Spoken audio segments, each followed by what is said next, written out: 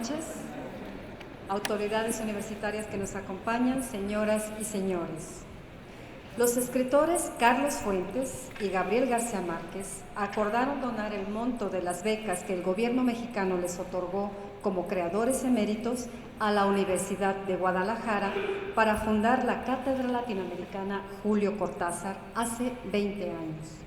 Desde entonces, esta cátedra ha cumplido su propósito de ser un espacio académico del más alto nivel donde confluyen la imaginación, la razón y la crítica para propiciar el diálogo y la reflexión continuos sobre la sociedad y la cultura latinoamericanas en el orden mundial. En esta ocasión, la Cátedra Cortázar se realiza de manera conjunta con la Cátedra de Humanidades Primo Levi, fundada por iniciativa de la Universidad de Guadalajara, el Instituto Italiano de Cultura de la Ciudad de México y la Comunidad Hebrea de Guadalajara, con el fin de honrar la memoria de uno de los escritores italianos más importantes del siglo XX. En este marco de colaboración entre cátedras, tengo el honor de dar una muy cordial bienvenida al historiador italiano Carlo Gisbo.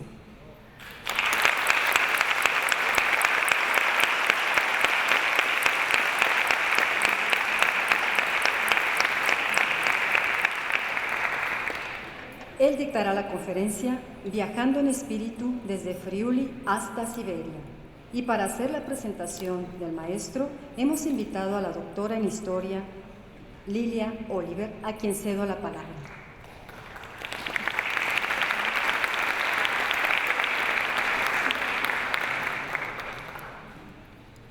Si llamaba Domenico Scandella, detto Menocchio. Era nato del 1532.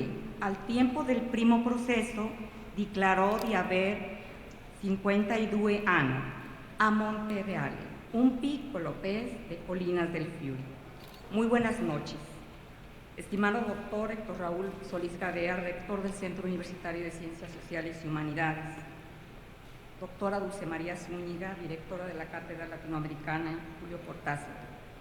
Estimados profesores y alumnos, estimado doctor Carlo Gisbo, he querido iniciar esta presentación leyendo en muy mal italiano las primeras líneas del libro titulado en español El queso y los gusanos, tal vez el libro más conocido de la obra del profesor Carlo Gisbo, porque en ella se anuncian, condensan y se sintetizan los tres aspectos que quiero destacar de la obra del historiador Carlo Gisbo en esta ocasión.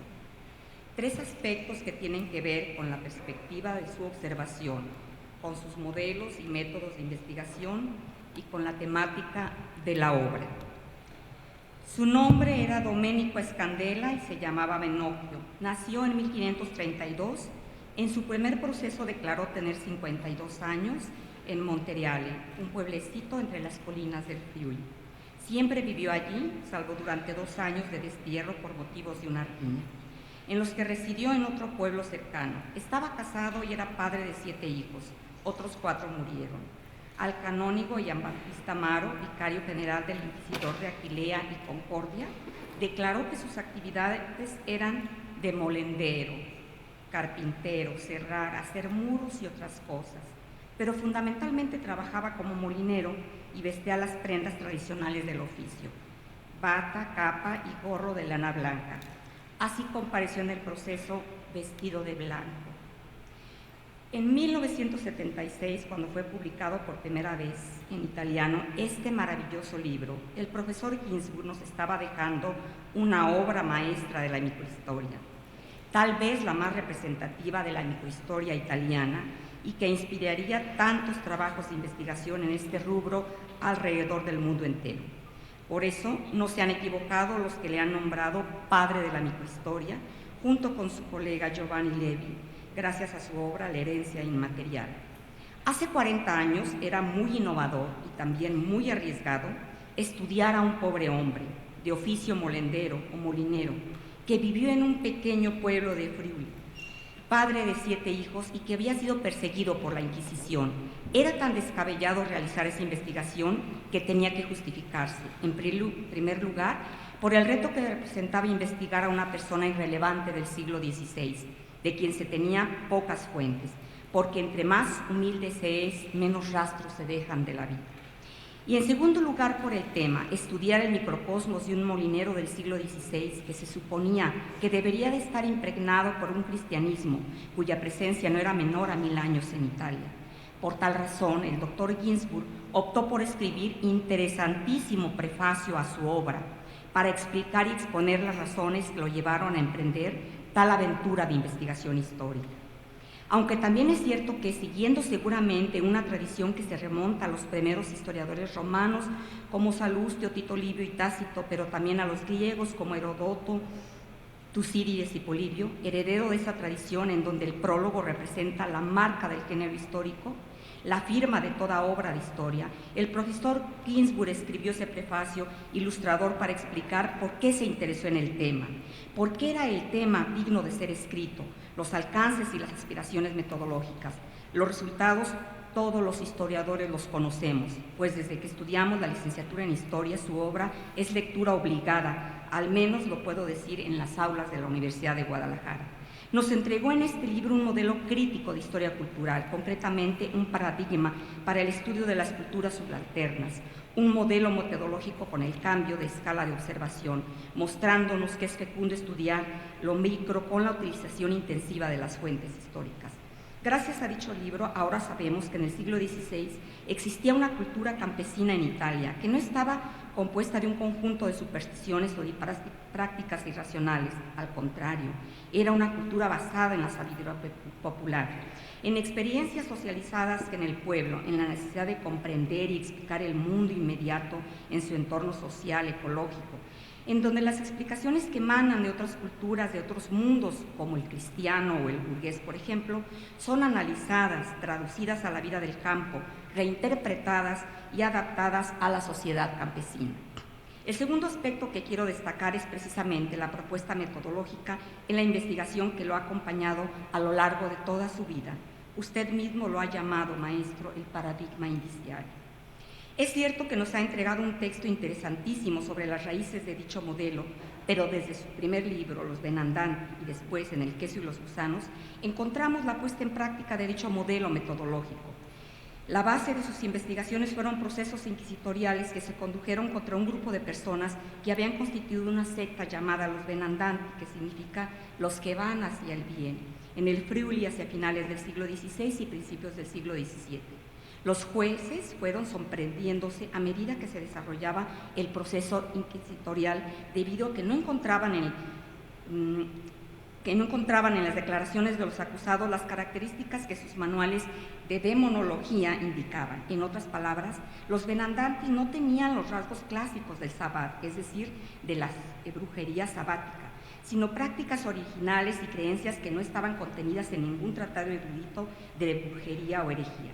Los inquisidores, a lo largo de los años en que se desarrolló el proceso, trataron de empujar las declaraciones de los Venandanti hacia los modelos de sus manuales de demonología, hasta el grado de convertirlos finalmente, en brujos ortodoxos hacia 1620, cuando las persecuciones contra los brujos se detienen. Por eso el historiador Carlo Ginsburg concluye magistralmente: ignorados o casi como Venandanti, se transforman demasiado tarde en brujos como para ser perseguidos. A los ojos del historiador que practica un método cualitativo, basado en la elaboración de indicios tal como lo hubiera hecho el criminólogo, el psicoanalista o el médico, estos procesos inquisitoriales son reveladores de la existencia de una cultura popular distante de la cultura dominante y erudita de los inquisidores. A los dos libros que me he referido, además de representar un análisis del aspecto microscópico de una sociedad, son de carácter cualitativo y fueron trabajados con la misma metodología. Varios años después, en un texto posterior, el doctor Carlo Ginsburg se atrevió a reflexionar sobre este paradigma indiciario o paradigma de inferencias indiciales. Explicó que en el siglo XIX Giovanni Morelli puso en pie un método aplicado al análisis de cuadros artísticos para determinar y definir la copia del original. Era un método comparable al del detective que descubre el auto de un delito sobre las bases de indicios y huellas que para la mayoría son imperceptibles. Analizaba los detalles, juzgados menos importantes, por ejemplo, unas uñas, unos lóbulos, el cabello, etc. Y después determinaba sus autores con bastante éxito. La clave estaba en que en esos pequeños detalles el plagiario de pintura no ponía interés y de manera inconsciente dejaba su propia marca. Este procedimiento fue adoptado también por Freud de manera muy provechosa porque lograba captar pequeños gestos y movimientos casi perceptibles en sus pacientes que revelan mayor información de lo que decían. Un modelo, en fin, que el famoso personaje creado por Doyle, el detective Sherlock Holmes, utilizaba cada vez que resolvía un crimen. Todos habían llegado a una conclusión de que huellas tal vez infinitesimales permiten captar una realidad. El paradigma indiciario, explicó el profesor Ginsburg, es un modelo que va muy de la mano con el instinto del cazador de los primeros tiempos, que ve las huellas que deja su presa y por consiguiente con un instinto de supervivencia. Es el método que utiliza el médico para describir a partir de síntomas la enfermedad que aqueja al moribundo. Los trabajos del profesor Ginsburg han sido muy enriquecedores para las disciplinas de las ciencias sociales y las humanidades. Han contribuido decididamente al cambio de paradigma de una historia de las mentalidades a una historia cultural. Y desde su Italia ha dado aires renovados a la propuesta de la llamada Escuela de los Anales. Por otra parte, además de haber incursionado en su tema de preferencia o de origen, que fue la brujería en el siglo XVI y cuyos resultados ya los hemos visto, ha contribuido enormemente en el ámbito de la comprensión de lo que son las culturas populares. También ha sido innovador cuando utiliza como materia prima la literatura para reconstruir realidades históricas. Lo hizo de manera magistral en su libro Ninguna isla es una isla, 4 visiones de la literatura inglesa desde una perspectiva mundial, donde a partir de textos literarios reconstruye, por poner un ejemplo, el mundo de Tomás Moro, sus vínculos con Erasmo y con otros intelectuales de la época, y nos muestra lo que pasó tras bambalinas en la elaboración de la obra Utopía. Un análisis tan erudito como sorprendente, pues logra transmitir las intenciones de Tomás Moro en un contexto casi de una intelectual y las influencias de Utopía desde la antigüedad clásica griega hasta la de sus contemporáneos. Antes de terminar, quiero permitirme muy brevemente contarles algunos datos biográficos del profesor Carlo Ginzburg. Es originario de Turín e hijo de 2 intelectuales asimilados judíos. Su padre se llamaba Leone Ginzburg, vivió en Turín y fue compañero y amigo de Norberto Bobbio. Era profesor de literatura rusa y fue uno de los fundadores de la editorial Einaudi, justo en esta editorial donde se publicó su primer libro, Los Benandanti, que después también publicó nuestra Universidad de Guadalajara. Su madre se llamaba Natalia Levi, mejor conocida como Natalia Ginzburg. Era hija de un histologista muy importante, profesor de la Universidad de Turín. Debo decir que entre muchos autores que el profesor Ginzburg ha declarado le han influido sobremanera, solo mencionaré a Marblot, sobre todo su libro Los Reyes Taumaturgos. Ya para concluir, porque lo importante es escuchar al doctor y nuestra servidora, solo quiero mencionar el papel que jugó tan importante el doctor Ginzburg en la apertura de una buena parte del archivo del Vaticano, especialmente los fondos del Santo Oficio. Cullen Murphy, en su libro El Tribunal de Dios, la Inquisición en el Mundo Moderno, destaca que en 1979 un joven historiador había enviado una carta a Karol Wojtyła, recientemente nombrado Papa Juan Pablo II. El motivo de la carta era para solicitar que fueran abiertos los archivos que resguardan documentos inquisitoriales. Aunque el joven historiador no guardó copia, creo, de la misiva, ayer se lo pregunté, me dijo que no, explica a Murphy. Recuerda que más o menos escribió en los siguientes términos. El autor de la presente es un historiador judío ateo que ha trabajado muchos años con documentos inquisitoriales. La respuesta tardó muchos años en llegar. En 1998, aquel joven historiador, ahora nuestro huésped de honor, el doctor Carlo Ginzburg, recibió, según yo lo leí, una carta de Joseph Ratzinger, entonces cardenal de la Santa Sede, en la que lo invitaba a participar en la ceremonia de apertura de los archivos secretos de la Congregación para la Doctrina de la Fe, es decir, del antiguo Santo Oficio. Finalmente, el Papa había autorizado abrir los archivos. Esto dio pie a que muchos otros archivos eclesiásticos se abrieran alrededor del mundo.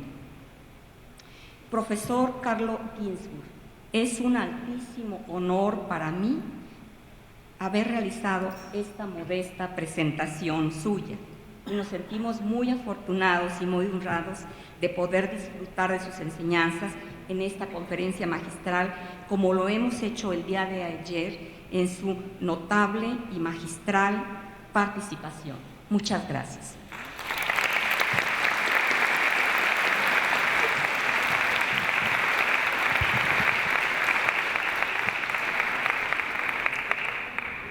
Muchísimas gracias por esta presentación tan generosa. Es para mí un gran honor estar aquí.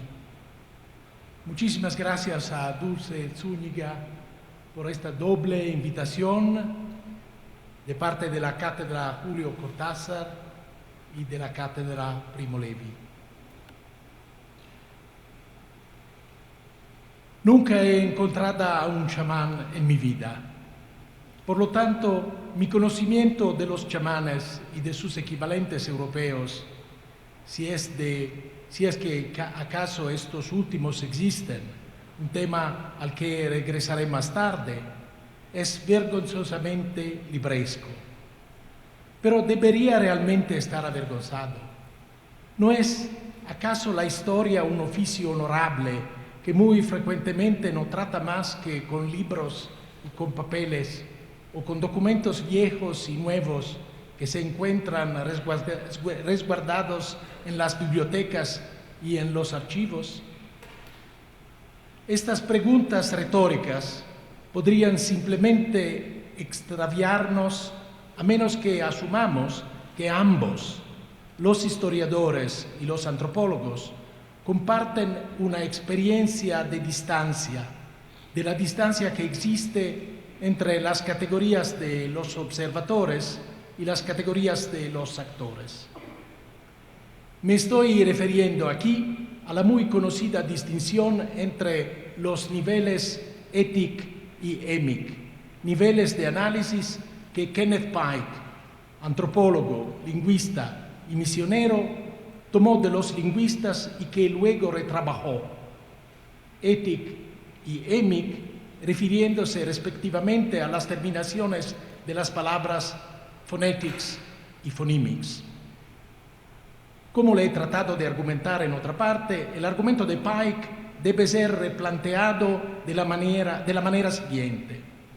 Los observadores, incluyendo a los historiadores, plantean preguntas éticas, que son siempre o anacrónicas o etnocéntricas, o a veces ambas cosas, para tratar de encontrar, a través de un largo y a veces complicado itinerario, respuestas émic, es decir, las categorías y las voces de los propios actores.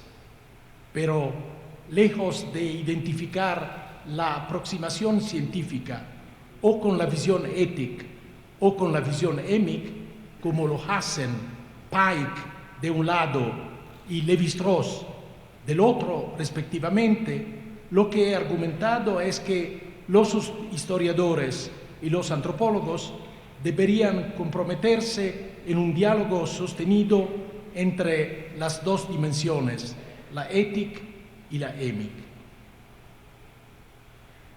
La dicotomía entre las categorías de los observadores y las categorías de los actores puede darnos un marco de análisis para el estudio de caso que voy a tratar de compartir con ustedes.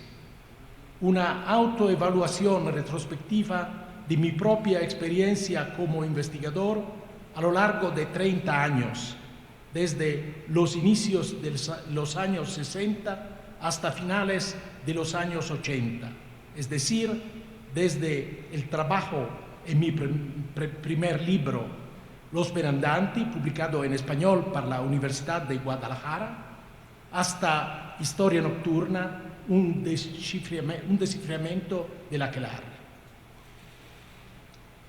Siendo estudiante en 1959, 59, llevé a cabo una triple y súbita decisión. Primero, la de convertirme en historiador. Segundo, la de trabajar sobre los juicios de las brujas en el periodo de la Europa moderna temprana. Y tercero, la de concentrarme en las actitudes, las creencias y las voces de las mujeres y los hombres acusados de brujería. Esta última decisión tenía algunas implicaciones biográficas, de las que no fui consciente hasta muchos años más tarde. La de mis recuerdos como un niño judío durante la Segunda Guerra Mundial. Por el contrario, era muy consciente de mi deuda intelectual hacia las notas que Antonio Gramsci escribió en las prisiones fascistas y que luego fueron publicadas como los cuadernos de la cárcel. Había quedado particularmente impresionado por las observaciones de Gramsci sobre el problema de la cultura de las clases subalternas. Pero mi proyecto de aproximarme a los juicios de las brujas, considerándolos como una forma cruda de la lucha de clases, era también un esfuerzo deliberado de actualizar la visión romántica de Jules Michelet sobre la bruja en tanto que símbolo de la revolución social. Así, un documento fechado en 1519 que encontré en los archivos de la Inquisición, conservados en los archivos estatales de Módena, parecía darle soporte a mi hipótesis inicial. Se trataba de un juicio en contra de una campesina, Chiara Signorini, acusada de haber hecho un hechizo en contra de su patrona, la que había expulsado a Chiara de sus propiedades. Pero en el ensayo que escribí, dedicado a este juicio, y que fue el primero que publiqué en toda mi vida, lo que concluía al final como un problema más amplio era el del choque cultural entre el punto de vista de la mujer campesina y el punto de vista del inquisidor. Casos como el de Chiara Signorini, concluía, pueden tener un valor ejemplar, incluso en sus aspectos más singulares. Fin de la cita. La palabra que utilicé para ejemplar en la versión original italiana del texto que estoy mencionando, es decir, el término paradigmático, no implicaba ninguna alusión a los paradigmas de Thomas Kuhn, porque el libro de la estructura de las revoluciones científicas fue publicado un año después. Pero la tensión entre casos y generalizaciones estaba ya en el corazón mismo de mi investigación, en donde ha permanecido hasta el día de hoy. Regresaré a este problema más adelante. El inquisidor que dirigió el juicio de Chiara Signorini fue el fraile dominicano Bartolomeo Spina, autor de un muy conocido tratado demonológico titulado Quaestio de Stryginus. Deberíamos considerar a este fraile como un observador que recurre a presiones psicológicas y físicas para convencer a Chiara de responder sus propias preguntas éticas, siguiendo su propia convicción. Si nosotros aceptamos esta analogía implícita, deberíamos señalar que la resistencia de Chiara a las presiones del inquisidor se dio solamente respecto de un punto. Ella rechazó insistentemente confesar que había tomado parte en el aquelarre de las brujas. ¿Deberíamos entonces decir que este último elemento no era parte de las categorías émic de Chiara? Hace mucho tiempo comencé a trabajar en esta dirección en un ensayo intitulado El inquisidor como antropólogo. Pero una inversión de esta analogía, es decir, el antropólogo como inquisidor, podría tal vez ayudarnos a acotar nuestra preocupación por la verdad, así como sobre la distancia cultural que es compartida tanto por los antropólogos como por los inquisidores, cuando se encuentran frente a los actores con los que se confrontan, es decir, con los nativos o con los acusados. Pero tan pronto como miramos estas relaciones asimétricas con cierta distancia, vemos que todo se convierte en una cuestión mucho más compleja. Ambos, observadores y actores, se transforman en un segundo momento en actores. Por ejemplo, el observador que yo era en aquel tiempo que estoy refiriendo ahora puede convertirse a los ojos del observador que soy ahora en un actor. Aunque déjenme decir inmediatamente que no me atrae particularmente esa noción de moda de la capacidad de acción, de la agency, pues entonces hablamos del actuar o del actuado.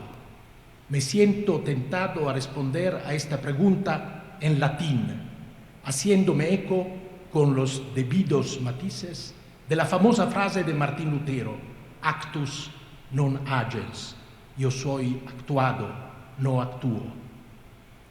Como pueden ver, la multiplicación de los egos con los que voy a tener que tratar aquí en mi presentación no tiene para nada un propósito narcisista, sino precisamente todo lo contrario.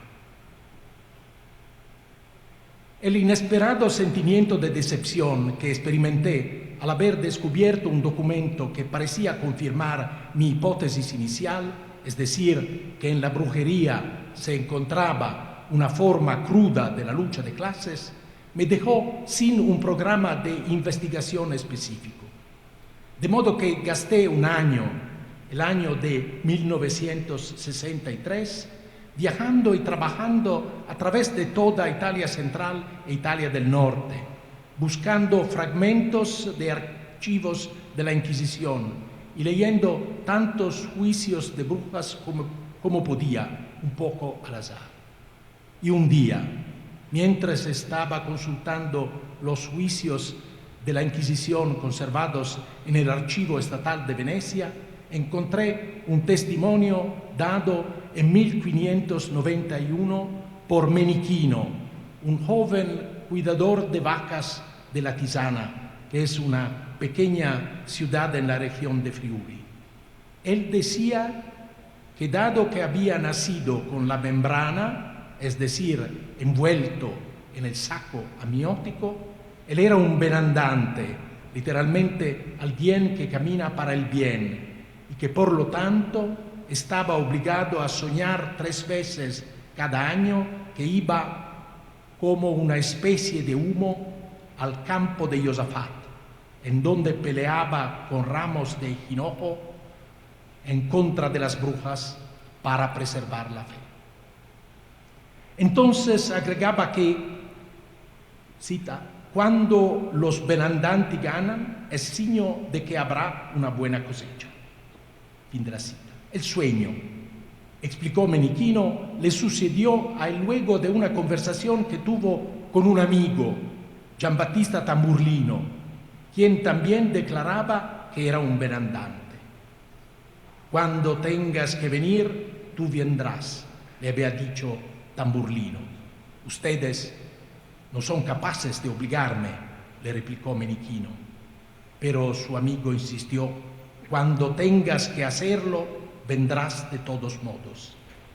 Y un año después de estas conversaciones, continuó Menichino, yo soñé que estaba en el campo de Josafat. En un ensayo que escribí hace muchos años, traté de reflexionar sobre las razones de mi propia excitación al encontrarme frente a este documento, un descubrimiento que me condujo a escribir un libro entero sobre los benandanti friulianos de los siglos XVI y XVII. Estaba asombrado por la cantidad de detalles inesperados que iban emergiendo de este conjunto de documentos y que revelaban la existencia de un estrato profundo de creencias campesinas. Como lo dije en mi libro, los inquisidores trataban de resolver el desfase entre lo que esperaban oír y lo que realmente oían por parte de los benandanti, presionando a estos últimos para que confesaran que ellos no eran para nada contra brujos o enemigos de los brujos, sino simple y realmente brujos. Pero en mi reflexión retrospectiva me contuve para no abordar la explicación, en primer lugar para mí mismo, de por qué una analogía entre los benandanti friulianos y los chamanes siberianos irrumpió como algo evidente para mí casi inmediatamente. Ahora, en cambio, voy a abordar este problema. En el útil libro de Andrés Znamienski sobre el impacto del chamanismo en la imaginación occidental, he sido puesto en la lista de los estudiosos que sufrieron el impacto de la visión de Mircea Eliade sobre, cita, la visión intercultural y trascendental del chamanismo. Fin de la cita. De hecho, señala Znamienski, cita en su ensayo algunas observaciones sobre la brujería europea, 1975, Eliade ha señalado las similitudes que se pueden observar entre las prácticas de las brujas descritas en el folclore europeo y los trances chamánicos. Fin de la cita. De hecho, en este ensayo, como cualquier lector podrá darse cuenta, con la excepción de Znamienski, Eliade comienza haciendo referencia a mi propio libro, que fue publicado en 1966, para proponer ciertos paralelos entre los benandanti friulianos y los calusari rumanos, como una evidencia de su temprano argumento respecto del chamanismo como fenómeno amplio e intercultural. Dejaré aquí de lado mis fuertes reservas respecto del estatuto de Mircea Eliade en tanto que investigador, las que ya he desarrollado en otro texto. Aquí lo que quisiera puntualizar es que cuando me encontré con el fenómeno de los benandanti, no había leído los escritos de Eliade sobre el chamanismo. Lo que yo conocía entonces sobre el chamanismo venía de otra fuente mucho más original, del libro de Ernesto de Martino, El mundo mágico, publicado en 1948 y después traducido en 7 diferentes lenguas. El impacto del libro de Martino en el mundo angloparlante ha sido mínimo. Esto puede en parte explicarse en función de la escandalosamente inadecuada traducción de este libro, que fue publicado por primera vez en 1972, después de la muerte del autor, y a partir de allí reimpreso varias veces con el título de Magia primitiva, los poderes psíquicos de los chamanes y de los brujos. Pero en esta versión inglesa, la introducción, así como varios pasajes y notas de pie de página, fueron tácitamente suprimidos y algunas anotaciones fueron tácitamente agregadas. E incluso, además de todo esto, el muy matizado y peculiar estilo de Martino fue groseramente simplificado hasta el punto de la distorsión. Dirò algo acerca de la compleja obra de Martino y de su personalidad un poco más adelante. Pero primero déjeme señalar que los chamanes juegan un rol crucial en el libro del mundo mágico. Desde su propio comienzo está incluida una larga cita de 2 páginas completas extraída de la obra de Sergei Shirokogorov, El complejo psicomental de los Tungus, publicado en Londres en 1935, libro que es una obra que ha permanecido como una referencia clásica sobre el chamanismo hasta el día de hoy. Déjenme retomar un breve pasaje de esta larga cita. Cito: cuando están en el estado de mayor concentración, los chamanes y otra gente parecida pueden entrar en comunicación con otros chamanes y también con la gente común y corriente.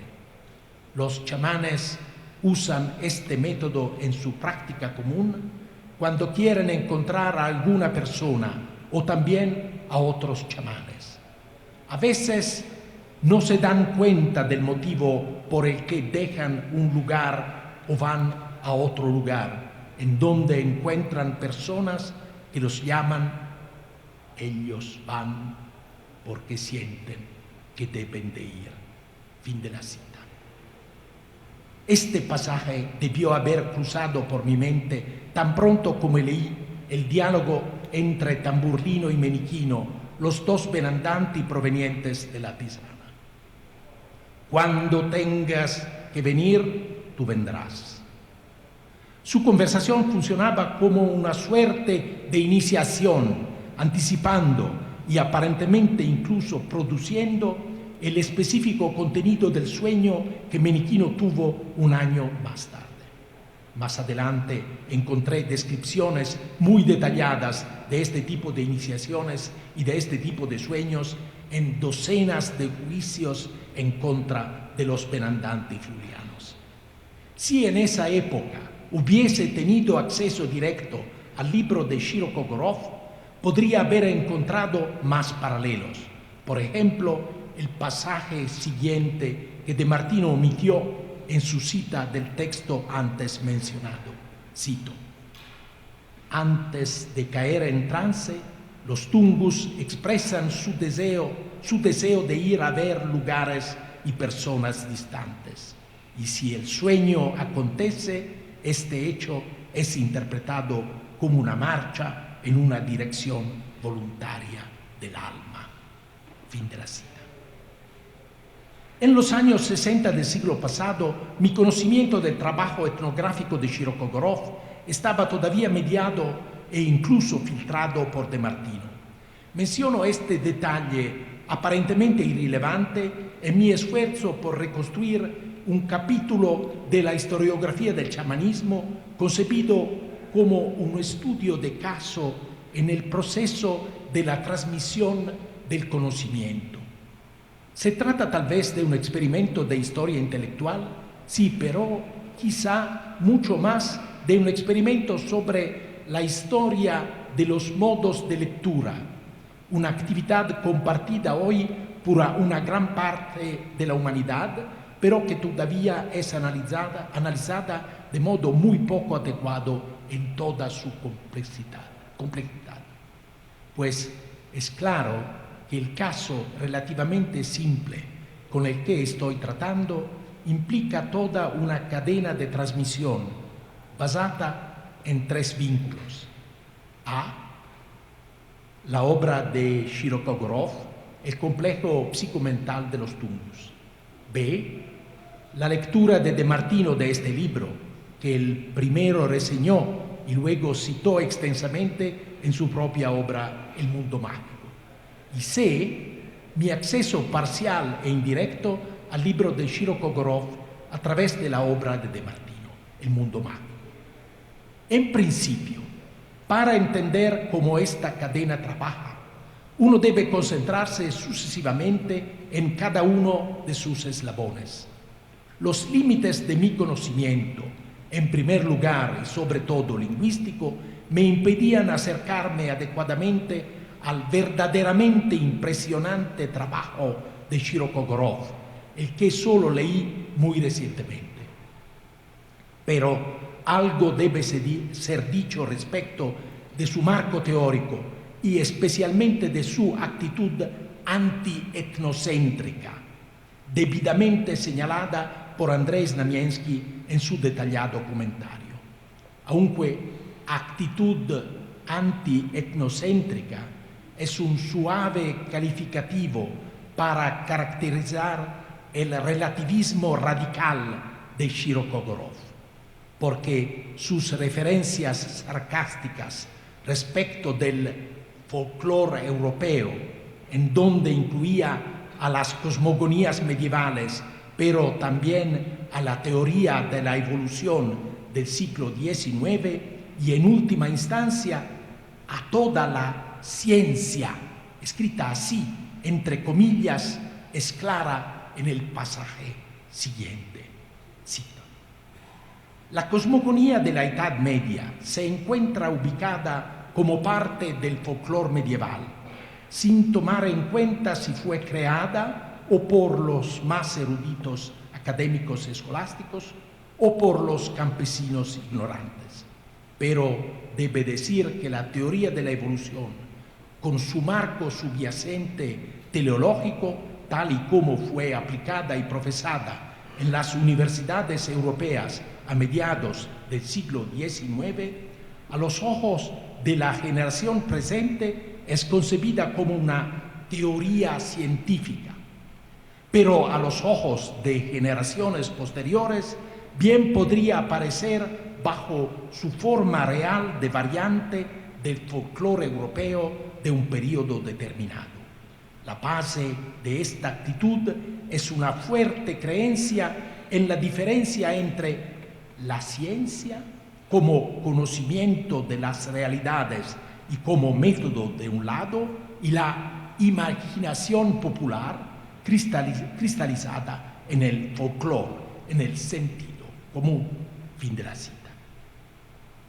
La despreciativa observación de Shirokogorov sobre la teoría de la evolución y su marco teleológico subyacente tiene una implicación autocrítica, porque unos pocos años antes él había planteado una teoría de etnos, de acuerdo a la cual, cita, la división de la humanidad en unidades étnicas es una función natural, la cual es al mismo tiempo un impulso hacia el desarrollo del hombre como una totalidad.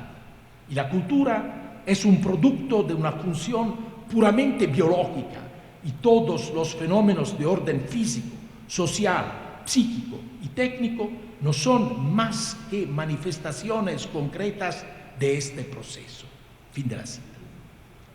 En el complejo psicomental de los Tungus, las unidades étnicas todavía juegan un rol central, a pesar del rechazo explícito de Shirokogorov de las teorías racistas tradicionales, las que solo aluden y están, cita, confinadas solamente a los rudos caracteres fenotípicos, como las formas de la cabeza, del cuerpo, de las orejas y del pelo, así como de la pigmentación, mientras que tal vez los caracteres más importantes, los del complejo químico de funciones y del complejo físico constructivo, permanecen más allá de la observación, para no hablar de los cromosomas y del plasma, respecto de las diferencias en torno a las cuales y en lo relativo a las distintas especies humanas se tienen solamente un conjunto de muy vagas suposiciones. Fin de la cita. Shirokogorov no podía prever que en unas pocas décadas Luigi Cavalli Sforza y otros genetistas habrían demostrado que dentro de las especies humanas no existen diferencias genéticas significativas. Pero el compromiso de Shirokogorov con el progreso científico, como en el pasaje antes mencionado, le implicaba aparentemente una toma de distancia frente a su temprano bagaje positivista. Así, en una nota al pie, Shirokogorov frecuentemente usaba notas a pie de página para desarrollar digresiones metodológicas. Él comenta sobre el ambiguo término objetivo, señalando que una discusión filosófica respecto de esto, cita, actualmente podría ser bastante superflua, porque aún no es posible construir abstracciones respecto del proceso de pensamiento, puesto que este es un proceso físico que aún gira en torno del conocimiento individual y además de un conocimiento que por ahora no es más que una simple reacción frente al medio circundante. Así que cuando opongo lo objetivo a lo subjetivo, solo estoy llevando a cabo una cierta eliminación relativa de las percepciones más rudas y de las ahora muy evidentes aberraciones teóricas que todavía prevalecen en las jóvenes ciencias. Fin de la cita. La aproximación de Shirokogorov, que era radicalmente émic, para usar una vez más las categorías de Kenneth Pike, debe ser interpretada a la luz de estos pasajes. Su cuidadoso recuento etnográfico de las prácticas de los chamanes estaba alimentado por una desdeñosa inversión de las asunciones etnográficas tradicionales. El folclore era ciencia y la ciencia era un folclore europeo. Por eso, en las circunstancias actuales, el chocante tono del siguiente señalamiento podría fácilmente pasar inadvertido. Cito: todo el tiempo que el chamán usa su intuición en la búsqueda de las causas, él no difiere en esto de otro hombre que está usando el método para tratar de penetrar en la comprensión del complejo etnográfico existente, pues ambos son un medio para proceder desde lo conocido hacia lo desconocido. Fin de la cita. Y en un pasaje previo, Shirokogorov había escrito, cito: los Tungus tienen muchos hechos que apoyan sus propias hipótesis respecto de los Oyan, es decir, de los espíritus.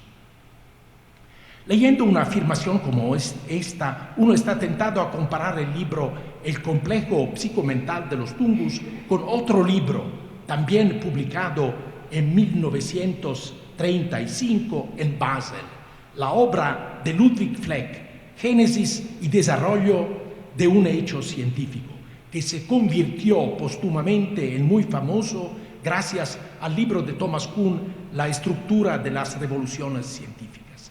En este momento soy incapaz de decir si el relativismo radical de Fleck y el de Shirokogorov podrían ser mirados como desarrollos similares, provenientes ambos de una fuente común. Pero regresemos a Shirokogorov. ¿Es posible una aproximación puramente émic? La respuesta es no. Y en este sentido, Shirokogorov mismo escribió una vez, cito: en cuestión de hechos, nosotros tenemos un solo y único método que podemos utilizar y que se llama el método comparativo. Una afirmación que tal vez inspiró a Evans Pritchard su famosa glosa crítica, en la que agregaba: y esto es imposible. Porque la comparación implica necesariamente un punto de vista ético, el que para Shirokogorov coincide con su teoría de los etnos, la que es probablemente el elemento más problemático de todo su trabajo. Y aun cuando él cambió después sus puntos de vista sobre esta cuestión, continuó considerando a las unidades étnicas como algo evidente por sí mismo.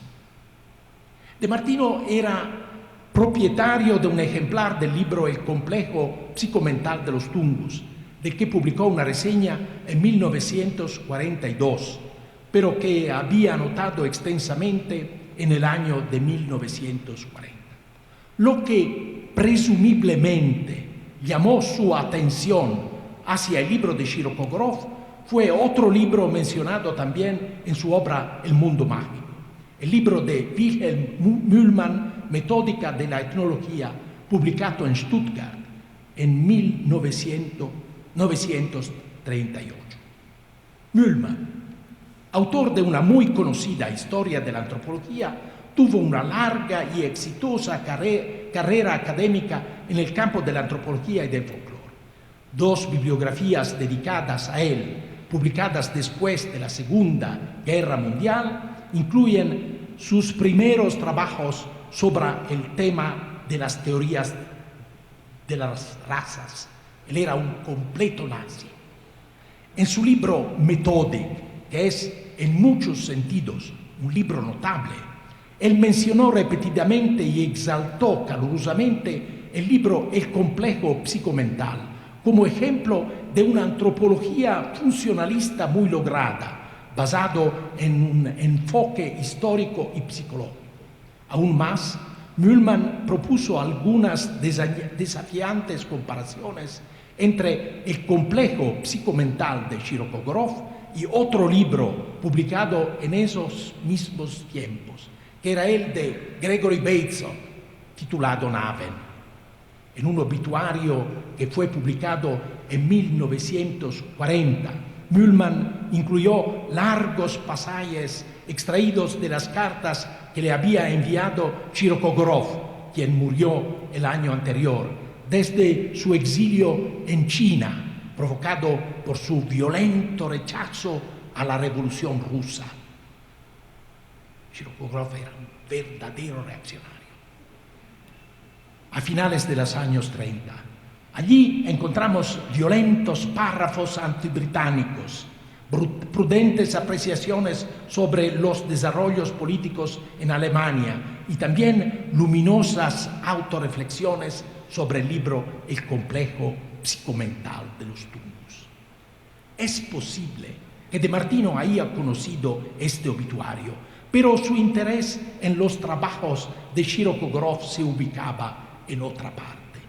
En un largo artículo cuya primera parte fue publicada en 1942 y que se convirtió más adelante bajo una forma revisada en el primer capítulo del libro El mundo mágico, De Martino criticaba el habitual escepticismo compartido por casi todos los etnólogos referido a la realidad de los poderes mágicos entre las poblaciones primitivas.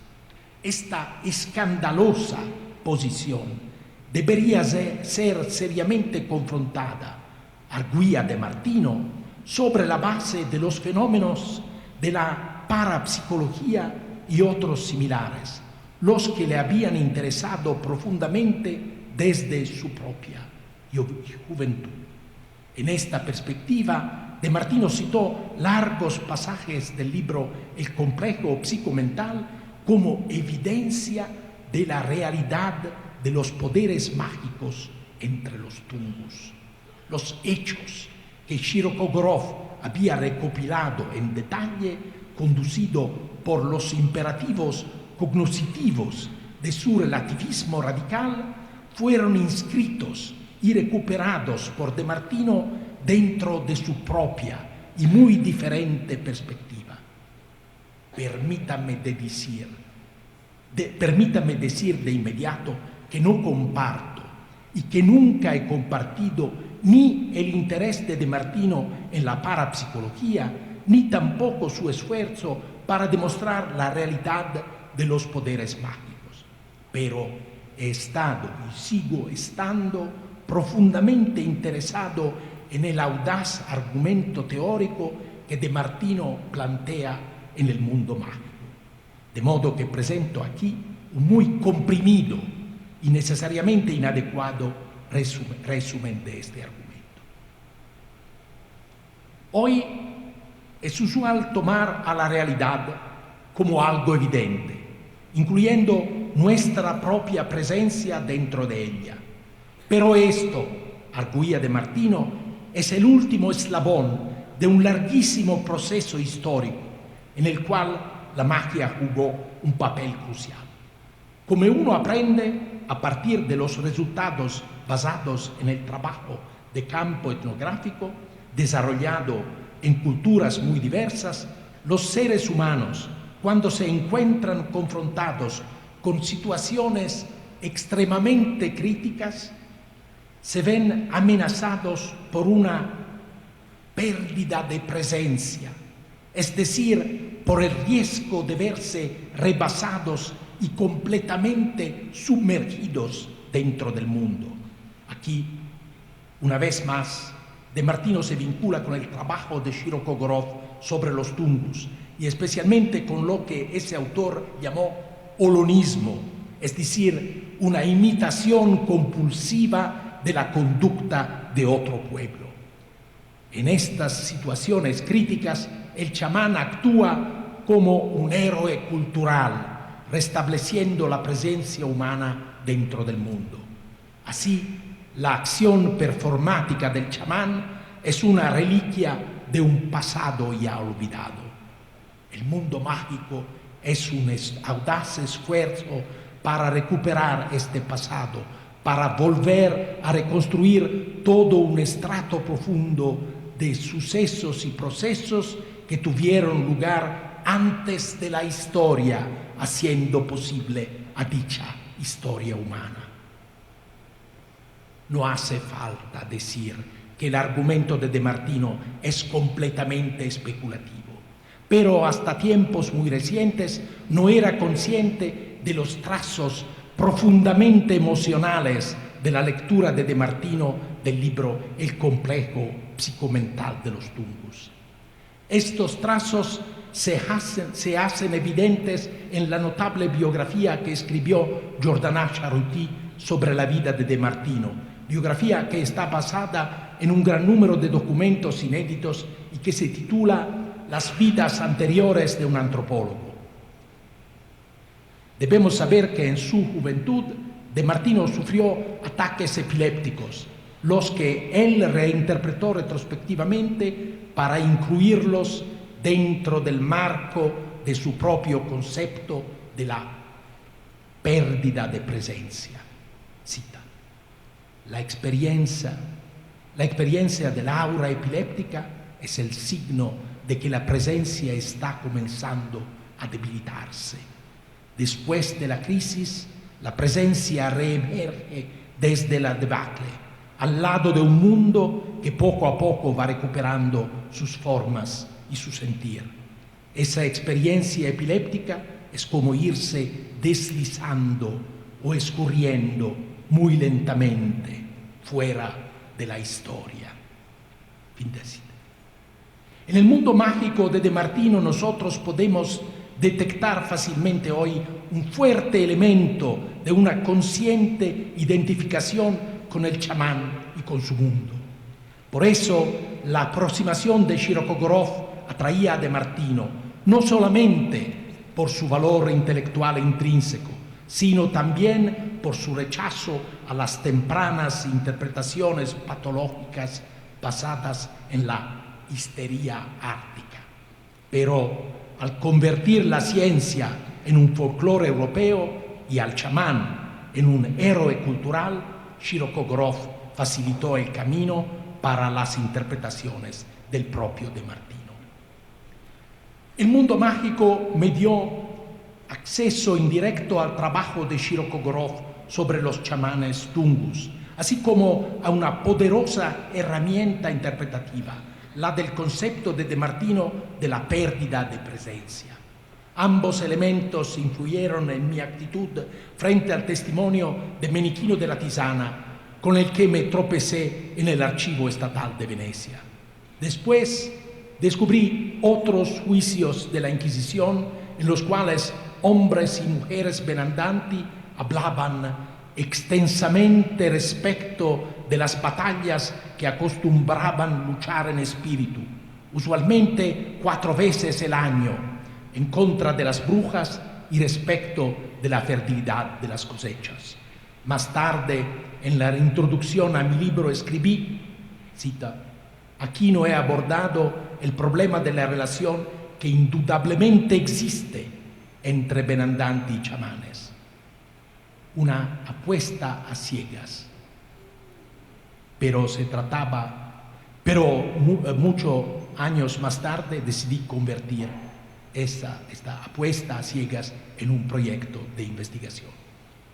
El resultado de dicho proyecto, Historia Nocturna, ha sido intensamente debatido.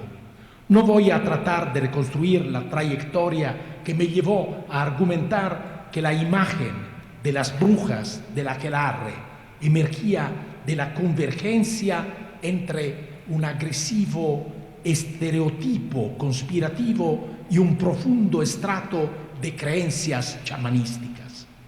voy a limitarme a hacer algunos comentarios sobre el elemento más discutible de mi libro, es decir, el esfuerzo de vincular dos enfoques diversos, el morfológico y el histórico. Lo que finalmente me condujo hacia la morfología fue mi incredulidad frente al chamanismo como una categoría transcultural. Pues si hubiese aceptado esta última idea, la analogía entre los benandanti friulianos y los chamanes siberianos que vino a mi mente desde el verdadero comienzo de mi investigación habría encontrado una explicación inmediata y aparentemente legítima. Pero mi actitud fue completamente diferente. La analogía, pensé, implicaba más bien una conexión que sentía que era incapaz de enfrentar, porque desde el punto de vista de un historiador, el problema que estaba confrontando era simplemente inadmisible. Entonces, durante un par de años estuve un poco errando, leyendo extensamente sin un plan bien definido y leyendo trabajos de diferentes tipos sobre brujas y chamanes. Pero entonces la suerte, una vez más, se cruzó en mi camino. Mientras estaba visitando el Museo Arqueológico de Siracusa, de pronto fui impactado por un detalle presente dentro de un fantástico vaso griego que representaba una batalla de las Amazonas y que me recordó un detalle similar incluido en un fresco pintado por Piero della Francesca en Arezzo. Entonces decidí involucrarme en un proyecto completamente nuevo, que era el de una investigación sobre Piero y que finalmente se convirtió en un libro que abordaba algunos de sus obras pictóricas. Muchos años más tarde me di cuenta de que con este desvío hacia el campo de la historia del arte estaba confrontando de manera inconsciente el problema con el cual me debatía en mi investigación sobre las brujas del aquelarre, es decir, la relación entre forma y contexto. La trayectoria pictórica de Piero della Francesca es un tema muy discutido entre los historiadores del arte, debido a las lagunas que existen respecto de ciertas evidencias cronológicas. Por mi parte, traté de darle la vuelta a este obstáculo concentrándome en elementos contextuales de la iconografía y de ciertos patrones que sugerían una cronología que divergía significativamente de la que había sido planteada por los historiadores del arte, al basarse exclusivamente en datos estilísticos. Y para enfrentar la analogía entre benandanti y chamanes, llevé a cabo un experimento similar, pero al revés. En este caso, utilicé una aproximación morfológica que me permitió tratar de reconstruir un contexto histórico plausible. Tal y como lo he explicado en mi libro Historia Nocturna, me inspiré muy especialmente en dos imaginativos desarrollos que derivaban de la morfología de Goethe. De un lado, en los trabajos de Vladimir Propp sobre los cuentos populares y del otro, en las reflexiones de Ludwig Wittgenstein sobre las semejanzas de familia. Mi trabajo sobre las brujas ha sido duramente criticado, entre otros, por Willem de Brécourt, que ha escrito algunos ensayos sobre él.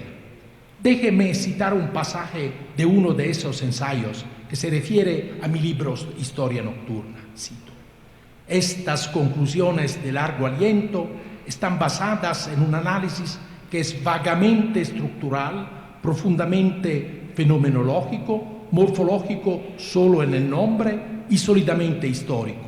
Pero ese análisis es selectivo más que serial y vacío de elementos de contexto. ¿Cómo podría uno colocar a la historia detrás de este ejercicio de conexiones basado en semejanzas superficiales? Fin de la cita. Cada una de estas críticas, selectivo más que serial, vacío de elementos de contexto, semejanzas superficiales, merece una discusión específica. Déjenme comenzar por la última, que se vincula directamente con la morfología. Yo menciono brevemente dos evidencias que me convencieron de que los benandanti friulianos no eran un fenómeno aislado. La primera evidencia es un juicio que tuvo lugar en Livonia, en la región del Báltico, a finales del siglo XVII. El acusado, un hombre viejo llamado Tis, confesó que él había sido un hombre lobo.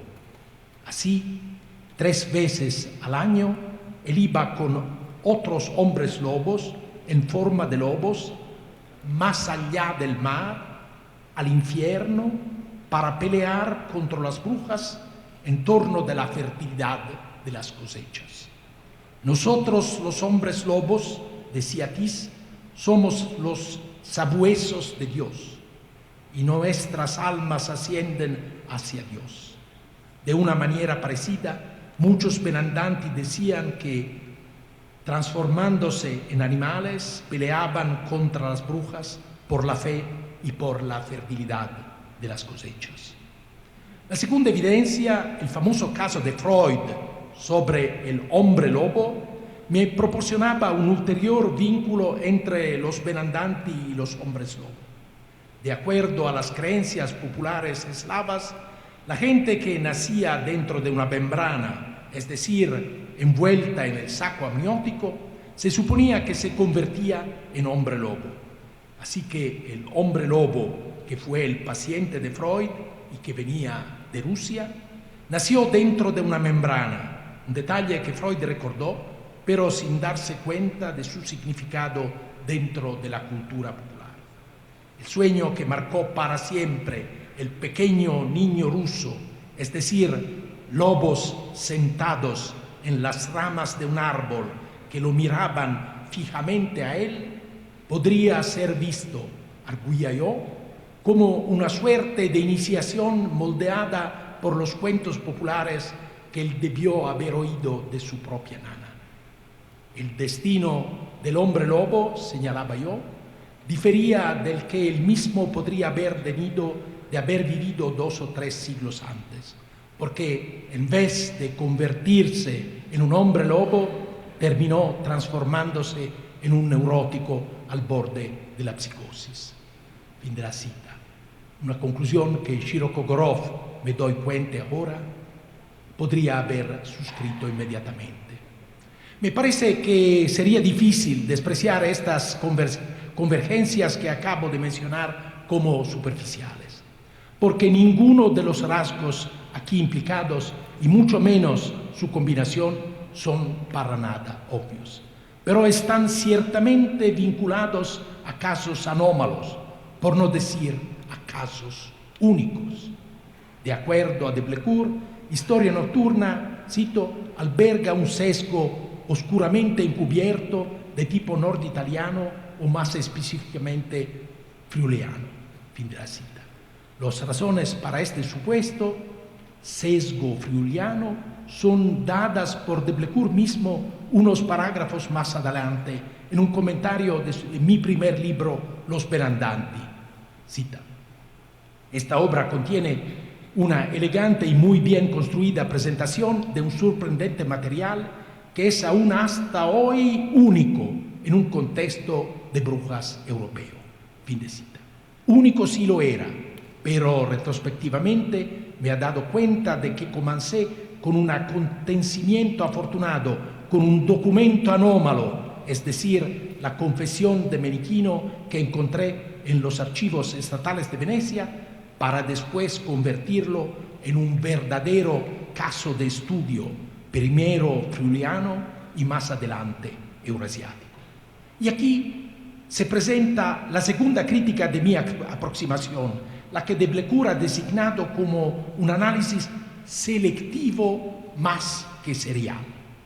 No voy a perder el tiempo rechazando la ingenua idea de que solamente una aproximación serial puede ser apropiada para las ciencias humanas y para las humanidades en general.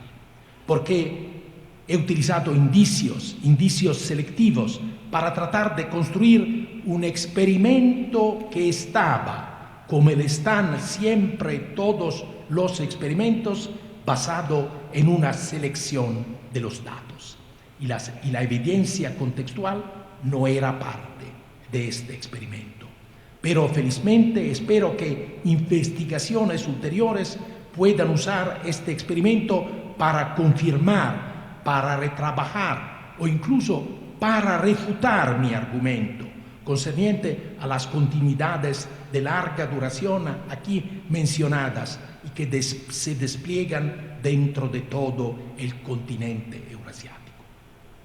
De acuerdo a Deblecourt, cito, el concepto de continuidad no solamente provee el marco para los detalles contextualizados que son una verdadera plaga dentro de Historia Nocturna, sino que también es una de las principales articulaciones de sus inclinaciones nacionalistas. Fin de cita. Supongo que esta observación insinúa que soy un nacionalista italiano o friuliano. Ginsburg, escribe Deblecourt, no parece haber descubierto nunca las inclinaciones fascistas del historiador rumano de las religiones Mircea Eliade, al que él cita favorablemente en su libro Historia Nocturna. Fin de cita. En la nota de pie de página vinculada a esta observación no hay ninguna referencia a mi libro que sea mencionada, por lo que infiero que aparentemente Deblecourt ignoró una nota de pie de página de mi libro en la que escribí, cita, el pathos de la derrota inspira a Eliade, quien tiene a sus espaldas una experiencia fascista y antisemita, para llevarlo a construir una teoría de la evasión frente a la historia, en su libro El mito del eterno retorno. No insistiré más en los argumentos antes mencionados, que considero como personalmente ofensivos, además de falsos. Pero hay que reconocer que ellos tocan un tema muy importante, que es el de las implicaciones políticas del debate sobre los chamanes y el chamanismo, debate que Deblecourt enfrenta en términos muy simplistas. Pues el involucramiento de los investigadores con orientaciones más o menos explícitamente fascistas y nazis es un tema bien conocido y sabemos bien que su compromiso político e ideológico habitualmente afecta su investigación, tanto en lo que se refiere a sus enfoques como también a sus resultados.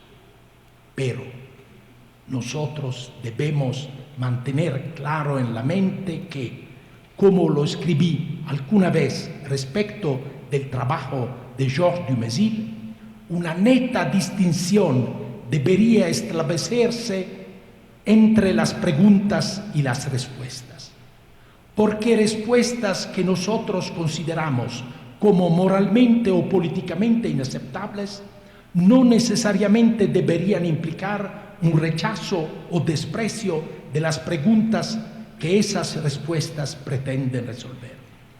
Incluso el racismo, para tomar un ejemplo extremo, he arguido en alguna ocasión anterior, es una respuesta científicamente infundada y con una derivación práctica monstruosa a una muy verdadera y real pregunta vinculada a la conexión entre biología y cultura. Fin de cita.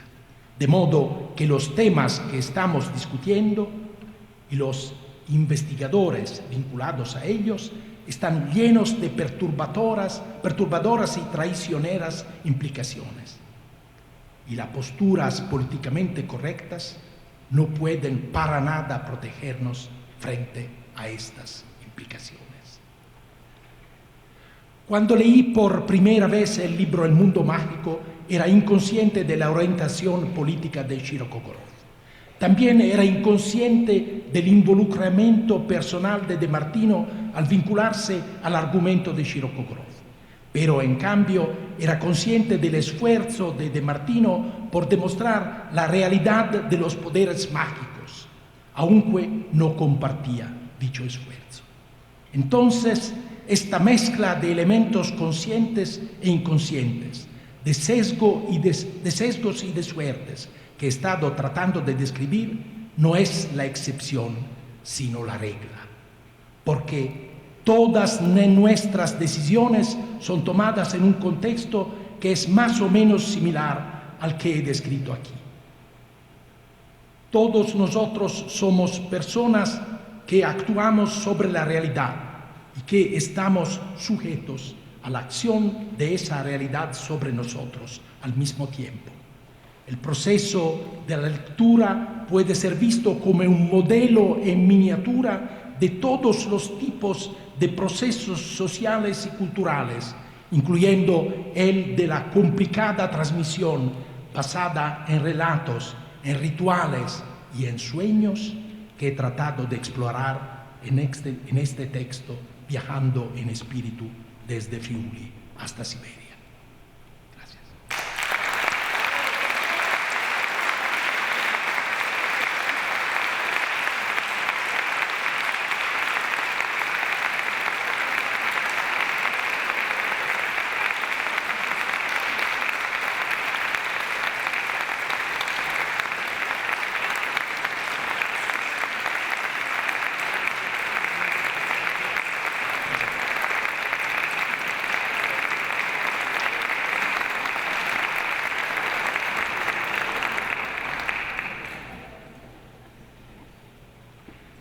El doctor Carlo Ginzburg por su magnífica conferencia, como siempre, no podíamos esperar menos de él. Gracias. Gracias a la doctora Lilia Oliver también por su presentación y gracias a todos ustedes por estar aquí. Hasta luego, buenas noches.